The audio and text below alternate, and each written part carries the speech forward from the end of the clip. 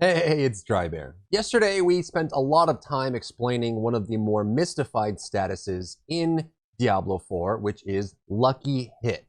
And we made multiple videos going through that. You can find those on my channel if you're curious. But today, we're going to explore another mysterious statistic in Diablo 4, one that hasn't really existed in other games before: Overpower. And my goal with this video, just like the last one, is to have you walk away from this video knowing exactly what Overpower is, why it exists in the first place, why it's pretty cool, and how it works. But first, you should come hang out with me on my live stream. I'm live every single day on twitch.tv/Drybear. If you don't come hang out with me in the community, then the next time you go to speak to someone important, the first word out of your mouth, your voice is gonna crack. All right, let's dive into it. A quick recap on the lucky hit percentage system. I think what they're trying to do with Diablo 4 is to make a wider breadth of viable builds that work for all classes. If you have a very simplified, streamlined system in a game like Diablo 4, what ends up happening at the highest level is only a couple builds are effective and are the most viable, and everyone ends up running the same kind of build.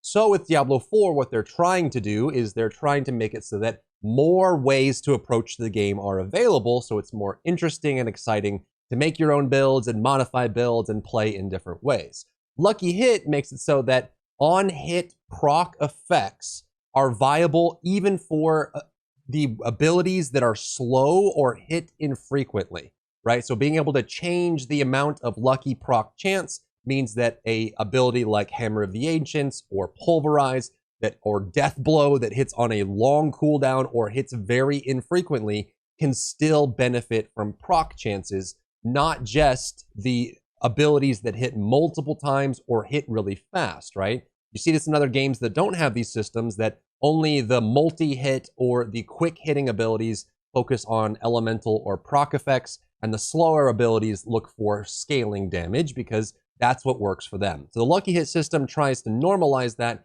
and make it more available and accessible to all styles of build. Whether that's effective or not, we'll have to see. Overpower is another system inside that same paradigm. In ARPGs, typically, as the difficulty of what you're facing scales up and up and up, eventually you start hitting very hard ceilings where if you don't do enough damage, you will never be able to clear the content. And so historically in the past, for ARPGs, the mini game you're playing with your character build is to maximize your damage as much as humanly possible and have only enough survivability so that you don't die. And it becomes very glass cannon focused and very focused on dodging everything and being very specific. But that's kind of where things end up, is they hit this Venn diagram where they try to hit as much damage as possible. What Overpower is attempting to solve is that very problem. It's a system, a stat system, that allows you to build, rather than pure glass cannon, you can build the other way. You can build tanky, you can build fortified, you can build very durable and survivable, but you won't run into that problem where you can't clear anything because your damage sucks because you're building defense. So Overpower is a new stat that allows tanky characters to deal damage based on how tanky they actually are.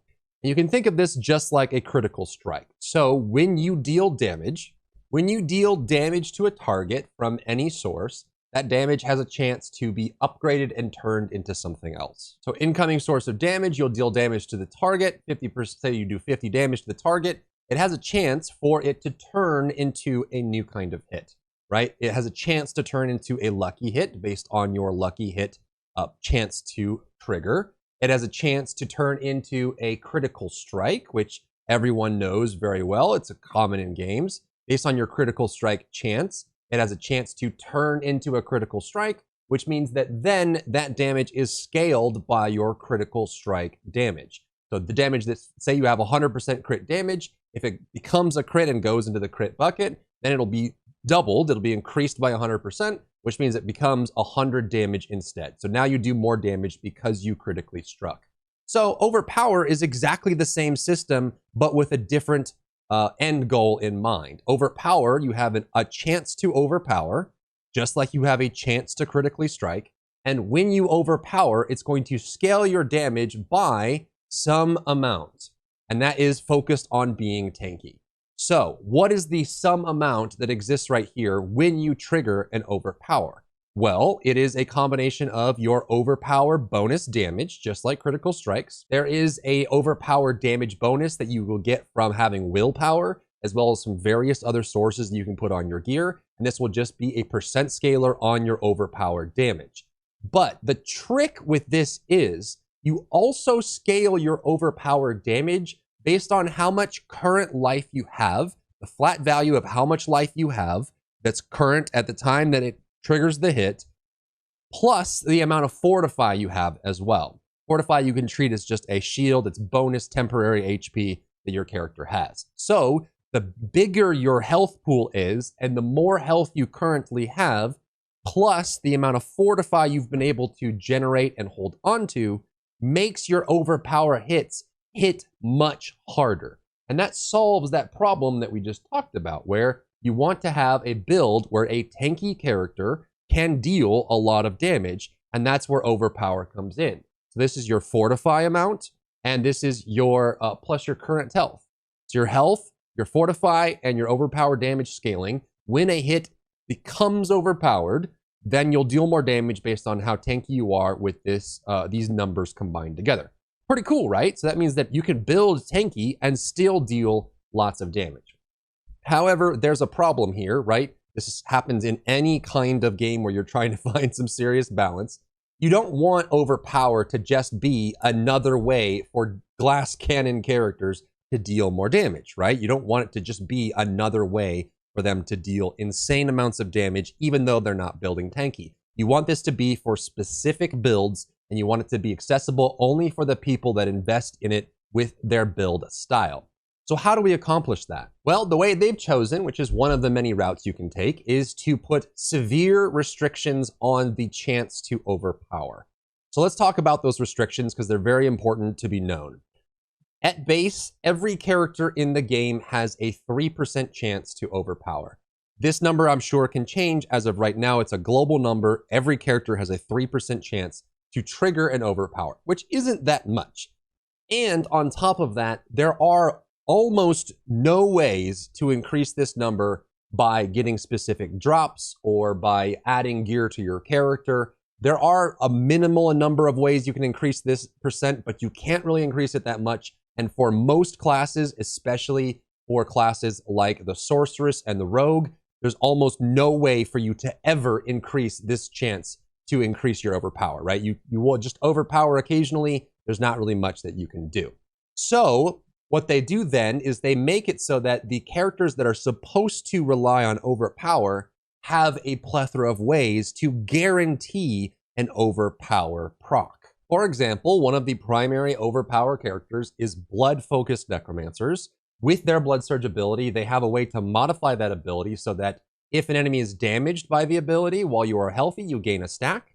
When you hit 5 stacks, your next blood surge will overpower regardless. It's a guaranteed chance. So if you're building for overpower, you can regularly get overpower procs. There's even the key passives on Druid and on Necromancer where they can, if they're healthy for long enough, they can get a free overpower. Bonus hits. Barbarian has a trigger on Bash where if you crit enough times, your next hit will overpower, your next core ability will overpower. And so that way, the classes that are building glass cannon, pure DPS, don't really have an accessible way to trigger overpowers for free damage. You have to invest into it. And there's an easy way to know when you're overpower or not based on the color of the number that appears on screen. If the number is white, it means that it is a normal hit. It could still be a lucky hit in proc, but is a normal hit that didn't crit and didn't overpower. If the number shows up as yellow, that means that it is a critical hit. So it went into the critical strike bucket and scaled the damage that it dealt by the amount of critical strike damage percent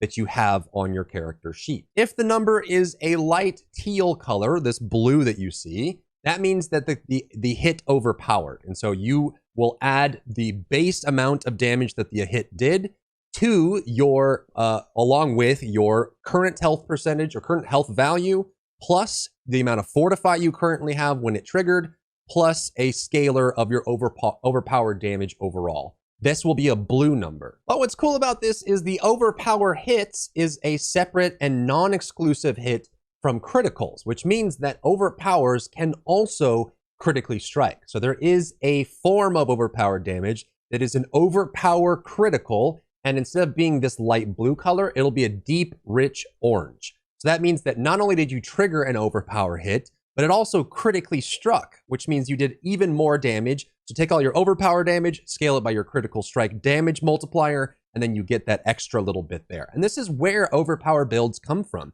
You can build tanky, and your mini game while playing is to maintain high HP values, ideally in the healthy range, and maintain high amounts of fortify and plan around your guaranteed overpower hits. But it requires point investment, stat investment, gear investment, paragon investment to make this build work. So it's not just accessible to DPS. So Wrath of Ziggurar is an example of a key passive.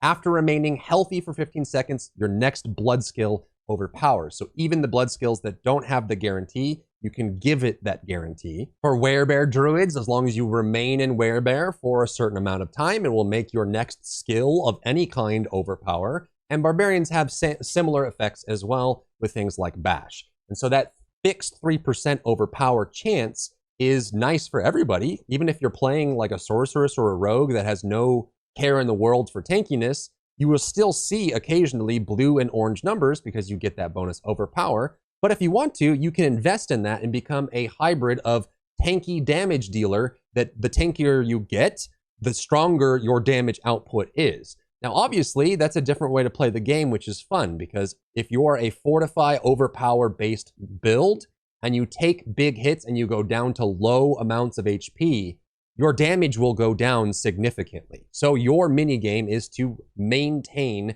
high HP, high fortify, don't take damage, or if you do, reduce it significantly so that you can deal more damage with overpower. And of course, you'll find plenty of this over gear and paragons as well. Things like for the Barbarian, after swapping weapons 10 times, your next attack will overpower. So you can start collecting more and more ways to circumvent that 3% baseline and get your overpower chance and then build yourself around that. So hopefully this clears up the mystery around overpower, because it is a stat that's good for the game, I think, when it's well implemented and it's been balanced properly, but it just allows you to build a different style and play a different way that isn't just the norm. If you enjoyed yourself today, leave a like down below. You can support me and my work on Patreon and view Patreon exclusive content, link in the description. Thank you so much for tuning in, and I'll see you in the next one.